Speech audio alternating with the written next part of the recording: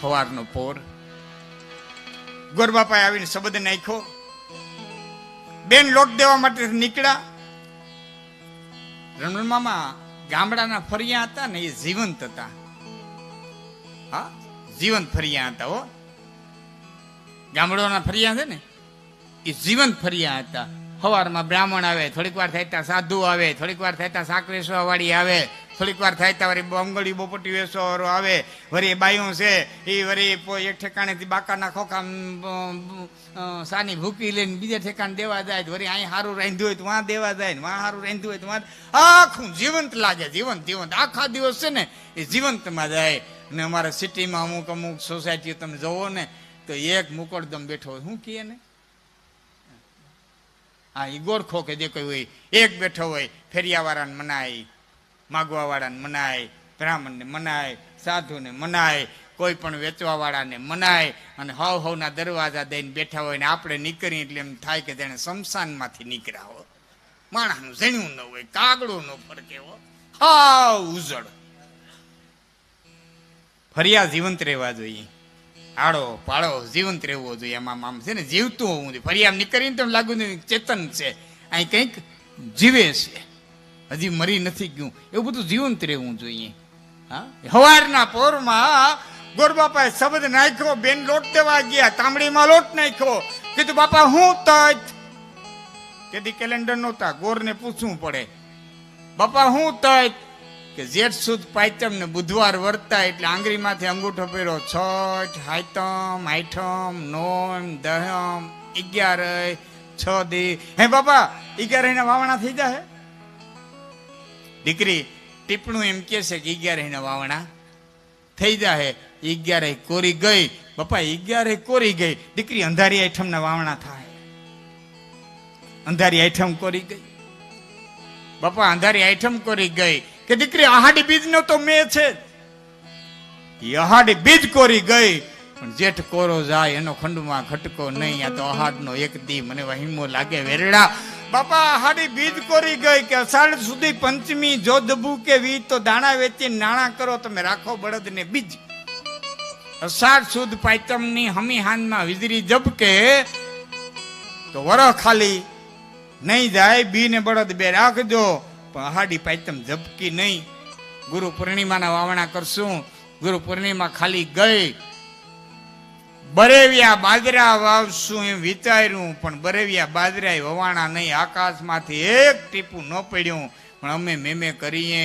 મેના મનમાં નહીં કે માંદોનું પડ્યો મેં કા વીજળી એવો રંઢો.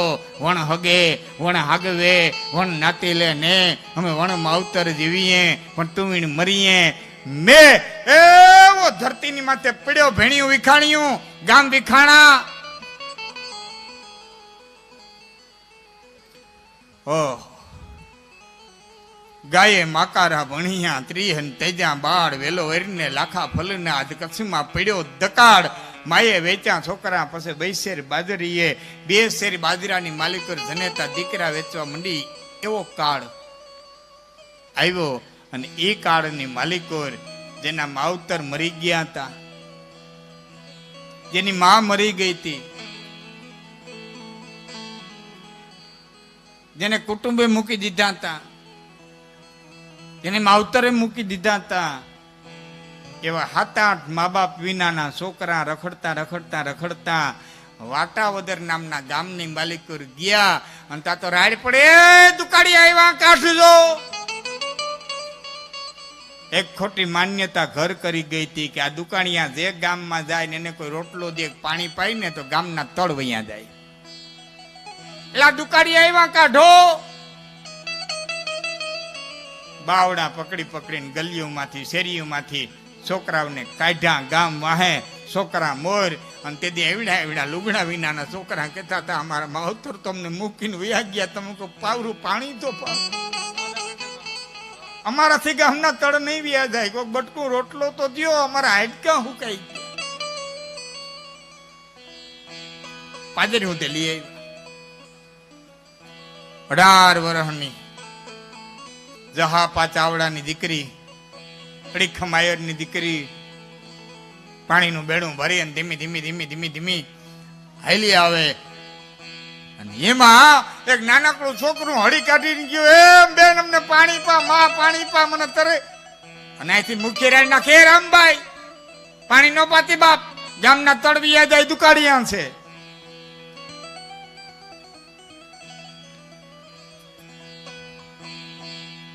બાળકને લઈ અને મુખી પાસે આવી અને 18 વર્ષની ચાવડાની દીકરી આઈ. રામબાઈ એટલું કીધું, એ મુખી બાપા, આ છોકરા ગામના ભાણેજ હોય તો,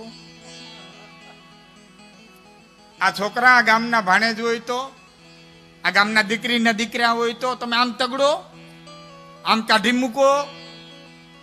અરે બાપા, હો બ્રાહ્મણ ને એક ભાણેજ ને થોડા કાઢી મુકાય. અને તેદી આયરની દીકરી એટલું બોલી હતી કે આજ મારું આણું વાળવા માટે થઈ અને આવે છે, મારે હાહરે જઈને તો અંતે તો માં જ થવું છે. હારે જઈને તો મારે દીકરા જ આપવા છે ને, માં જ થવું છે ને. તો મારા દ્વારકાધીશે મને ભેરા થયા એટલા દીધા છે, હું એટલાઓની માં નો થઈ જાઉં. કોઈ બાપુ તેડી ભગતડી થઈ ગઈ કેનારા અહીં છે. તેથી હા હરવેલ વાળા ન બોલવાના બોલ બેન બોલ્યા છે, આણું વારવા આવ્યા હતા. તેથી એ માવતરે ખીજાણા આવી છે. તેથી ગામનાએ કીધું છે કે આને હરગના વિમાન તેડવા આવશે, નામ થાય ને તેમ થાય. અને છતાં કોઈનું માયના નહીં. અને દુકાળિયા છોકરાઓને લઈ વાટાવદનની ધરતી છોડી અને એ દીકરી વવાણિયા નામના ગામે આવી, વવાણિયા બંદરે આવી અને આશ્રમ બાંધ્યો. જેમ પરબની માં અમારે આજુબાજુના વિસ્તારમાં જોડી ફેરવી રગત પીતિયાઓને ખવડાવ્યું ને, એમ આજુબાજુની માલિકો જોડી ફેરવી અને દુકાળિયાઓને ખવડાવ્યા, મોટા કર્યા, આજુબાજુની નિહારીમાં એને ભણાવ્યા છે. આજ તો બહુ મોટો આશ્રમ છે.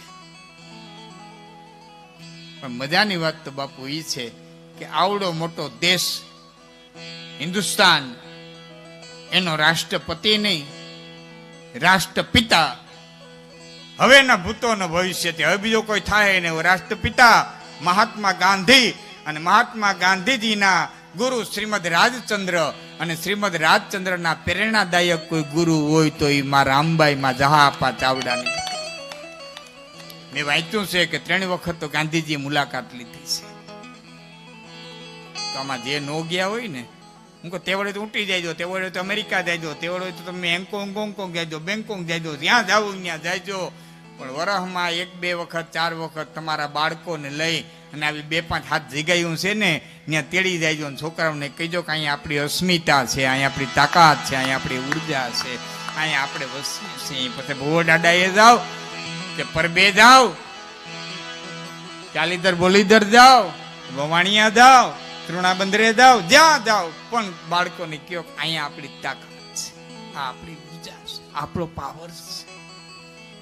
દીકરીઓમાં સંસ્કાર આવશે, દીકરાઓમાં સંસ્કાર આવશે. અને આ બધું આના થકી આવે. નોકરી સોપડીઓ વાંચે ન આવે. હા, ભણવાની યારે થોડી ગણતર હોવું જોઈએ.